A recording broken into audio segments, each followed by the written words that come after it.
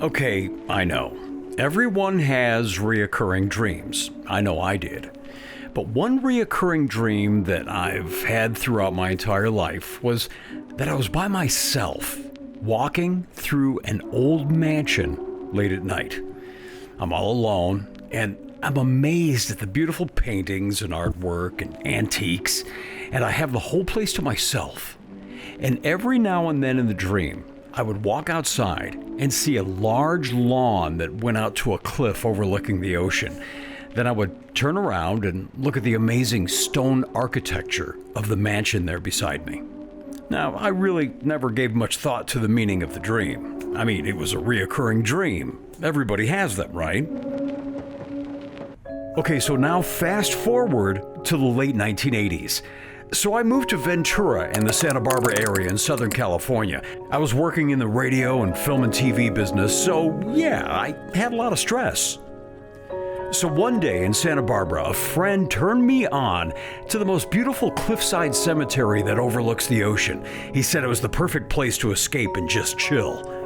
Okay, I know it's a little weird that it's a cemetery, but for years, every now and then, I would drive over to that cemetery and just sit up on that peaceful, secluded cliff and enjoy the view. And at the time, it was just my perfect way to decompress. But one day, while I was on that cliffside, I heard a noise that sounded like, a peacock squawking or a cat screaming. Anyway, it sounded like it was coming from the other side of a tall stone wall that surrounded the cemetery. So, being the overly curious person that I am, I stepped up on some branches that were laying on the ground by the wall, and I hoisted myself up to see what was on the other side of the wall. And what I saw on the other side of that wall sent chills through my entire body. There I was, staring at the magnificent mansion that seemed to appear right out of my reoccurring dreams that I had had for years. So yeah, that began my obsession to learn more about the story behind it. I mean, who lives there? What was their story? How long has it been there? And most of all, how could I get a look inside? Well, needless to say, over the years, I found myself going into research mode. I wanted to know everything about this place. And so eventually I learned a little bit about the lady that actually once lived there. And it was a lady named Huguette Clark. She was born in 1906. She was the youngest daughter of William A. Clark, a U.S. senator and copper magnate whose fortune was built on mining and railroads, and her mother, Anne Clark.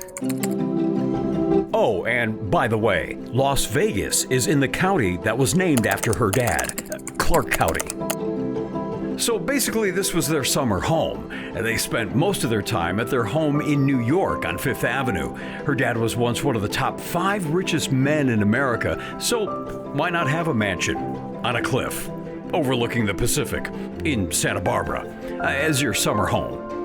So in the 1930s, her mother Anne pretty much filled the entire home with only the best the world could offer. She decorated it and filled it with French and Italian antiques, artwork, and fine furnishings, and filled the surroundings with gardens, orchards, and pools.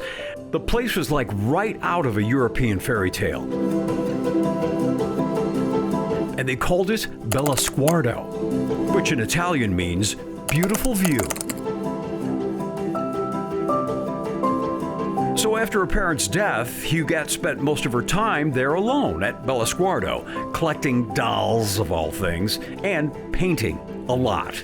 In fact, she was so good that today many of her paintings are on display at the Santa Barbara Museum of Art. And her doll collection, well, it sold for millions of dollars. But eventually in the 1950s, Huguette stopped visiting Bellosguardo, and she had the entire interior, including the artwork and furnishings, covered to protect from dust and age. And the mansion sat like a time capsule for close to 60 years. She spent her later years in a hospital room, avoiding public attention and leaving Bellosguardo untouched for decades. And just before she died in 2011, at the age of 104, she insisted that if the house be handed over to a foundation, that it only be presented and viewed as it was left, with everything inside exactly the way she and her mother Anne had left it. And that's how it stands today. So how do I fit into this whole thing? I'm not really sure, but a few years ago, I discovered that a foundation had been given permission to preserve the mansion and the property and use it as a hub to celebrate art and history. And on this day that I was shooting this footage, it was my turn to finally go beyond the stone wall and actually visit the mansion that I swear I've visited numerous times in my dreams. But was it what I thought it would be? Oh yeah. Was it the mansion that I walked through in my dreams?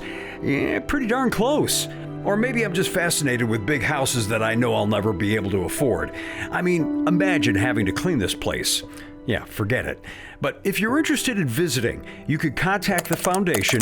They're really nice people, and they'll get you set up for a tour in the future if you want. And as for me, I finally got to quench my curiosity about the house from my dreams. Bellosguardo in Santa Barbara.